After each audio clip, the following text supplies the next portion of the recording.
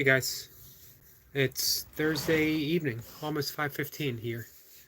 And here happens to be Maryland, Eastern Shore of the United States. And I'm located between Baltimore and DC. Just to put that out there. Today's going to be another live reading, or this evening's going to be another live reading. This is from last year. It's from last March. Um, End of March, March 24th. It's in celebration of the fact that tomorrow is the beginning of March. Sorry, I'm here with my cat as well. She enjoys listening to me read from my blog, even though she's one of many who doesn't have a clue what I'm talking about. So let's get right to the reading. This is titled As an Ocean, and it is, as I mentioned here, an apt metaphor for consciousness, for meditation, for use of the mantra, all of the above. So let's see how the reading goes. I've been a little judgmental on myself for my reading lately. It started out strong, and I feel like I'm stumbling over my words. So let's take our time and read. You guys let me know what you think if you happen to watch this. Leave a comment, and we can discuss the reading. We can discuss what the reading means, as well as the theme itself, meditation and mantra. And again, it's titled As an Ocean. Our consciousness as an ocean. I love this apt metaphor, and it reminds me that I'm about to dive deep within my own true nature with every meditation. That at this exact moment of my sitting, I am embarking on an infinite journey within, unmarred by whatever thoughts skim the surface of the mind. It's the mantra that carries me downward, acting as a vehicle of vast expression, bringing me deeper and deeper still, even as it comes to me as a faint impression, a gentle wave barely noticed as I explore this inner ocean world of my unbound consciousness. These are our shared waters, not really mine at all, but a depth that belongs to us together. It's where we meet in purest essence, formless, but sure of who we truly are. As an ocean, ever-changing, and without a bottom to floor our exploration, we only go deeper, a growing mystery, discovering currents beneath currents, and yet somehow being aware of a stillness always just below. As an ocean, such an apt metaphor. Of course, the metaphor is not the thing itself, never the actual experience, but a bare description told. Yet it serves as our invitation to dive within this metaphorical ocean, intriguing us, hinting at our mystery lying just below the surface of the mind. Yes, we are largely unexplored, with uncharted depth waiting at the edge of every thought. An easy repetition of a mantra, or surrender completely to the breath, both serving to loosen our mental grip that's so tightly held against an imaginary shore. As an ocean, consciousness, an apt metaphor, waiting to be explored. And that's it, guys.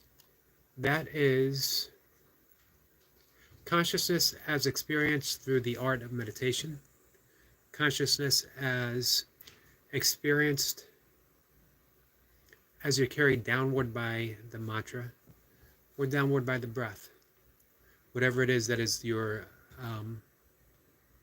means and method of meditation. I almost said whatever it is that is your focus of meditation, and that would not have been right, because both in breath meditation, but most particularly in mantra meditation, it is not a means of concentration. It isn't a focus. The mantra isn't something that we cling to. We don't chant it. There is a case to be made for chanting as a practice in and of itself, but mantra meditation isn't chanting. It's not that. It's something completely different. We loosely hold the mantra. It's like water through the fingers, sticking with that water metaphor. We think the mantra gently, easily, naturally, and then we have thoughts. And then we have lots of thoughts. And then in Tibetan Buddhism, it's called Shepna. We're hooked. We're hooked on a thought and we're carried away.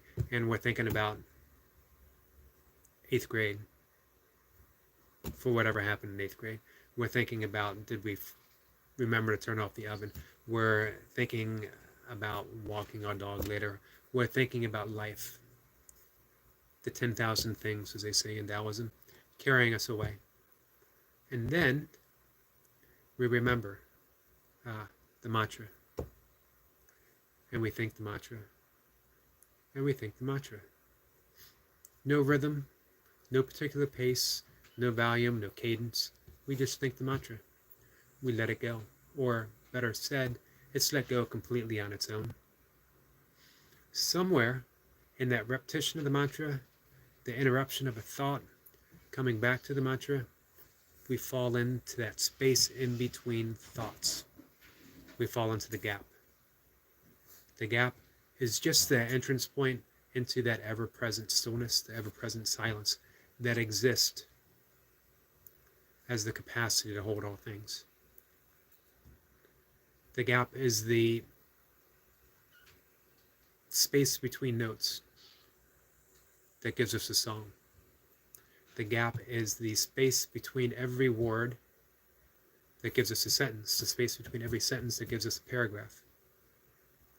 Without it, without that space, life would have no meaning or no value. Everything would just run together. A song would just be one long note. A book, a blog post would just be consonants and vowels running together, making no sense at all. That's ever-present reality. Thoughts occur within that stillness. The mantra takes us just beneath. That's why mantra literally means mind vehicle. It's what takes us downwards. We can think of it as sticking with the ocean as an apt metaphor. We can think of it as the ocean-dwelling vehicle that takes us downwards. We can think of it as a submarine, more so than a boat, because it takes us deep. I really urge everyone some type of meditation practice, and it could be as simple as the breath. Just counting the breath. Beginner's meditation, that takes you all the way to the end of meditation itself. You don't focus on the breath any more than you focus on a mantra. You just note the breath. In, out. You can add a count to it if you want. Breathing in, breathing out. Breathing in 1, breathing out 2. Eventually you get to just counting for 1. Breathing in, breathing out, 1. And you repeat. When you lose track, you just start over. You count to 10. I think, and again in Tibetan Buddhism, they'll have you count, 1 to 10, I think 1 to 14, and I think you can work up to 1 to 27, if I'm not mistaken. I probably am. It's been a while since I've done just simple breath meditation, and 2, have studied any Tibetan Buddhism. Although, again, that is just a very basic form, but it's deep and it's profound. Never undersell the basics, because they will take you all the way. I think it was Alfred Tennyson, the English poet, who meditated on the sound of his own name. Let's end that. Let's end tonight with, I mentioned this the other day, and we'll do it one more time.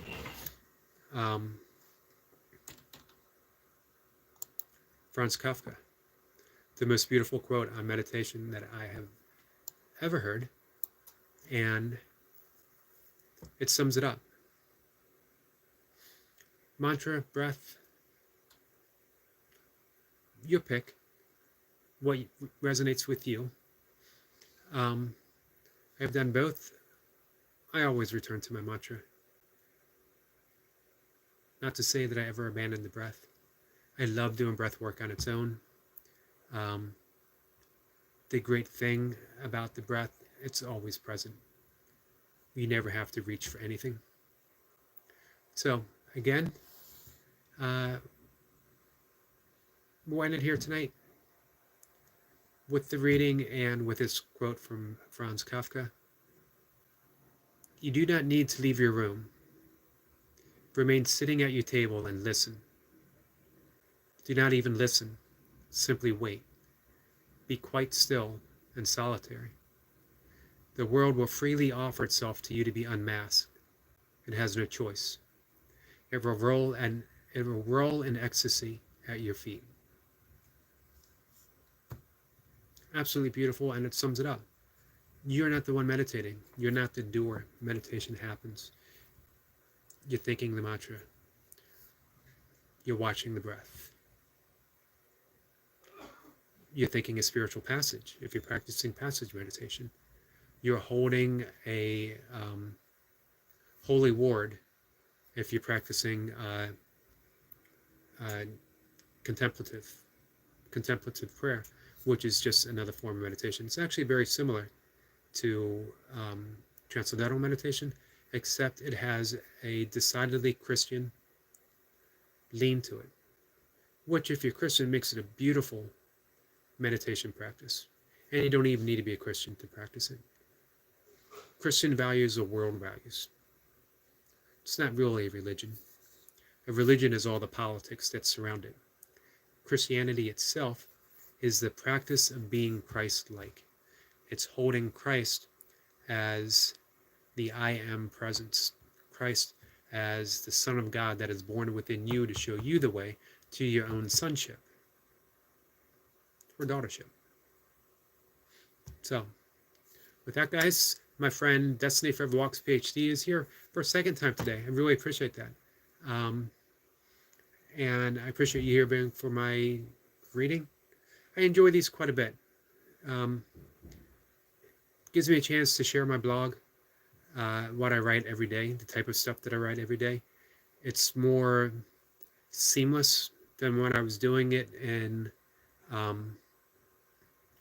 shorts, which just sort of broke it up to the point where it didn't feel like I was getting the message across.